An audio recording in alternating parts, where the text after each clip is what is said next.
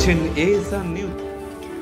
আজ 5ই জুন বিশ্ব পরিবেশ দিবস, আর সেই উপলক্ষে মুর্শিদাবাদের রানীতলা থানার ভারপ্রাপ্ত আধিকারিক মোহাম্মদ খুরশিদ আলম নিজে উপস্থিত থেকে সহকর্মীদের সঙ্গে নিয়ে থানা প্রাঙ্গণে একাধিক বৃক্ষরোপণ করেন এবং পাশাপাশি রানীতলা থানা এলাকার সাধারণ মানুষের হাতে গাছের চারা তুলে দেন। লক্ষ্য একটাই, প্রচণ্ড তাপপ্রবাহে সারা রাজ্যে মানুষ হাঁসফাঁস করছে, তাই এই উদ্যোগ। আরও বেশি সবুজ আসুক, আরও বেশি প্রকৃতি নির্মল হোক, স্বচ্ছ হোক। পুলিশের এই ধরনের উদ্যোগকে সাধুবাদ জানিয়েছেন এলাকার মানুষজন। সোমনাথ হালদারের রিপোর্ট, এএসআর নিউজ।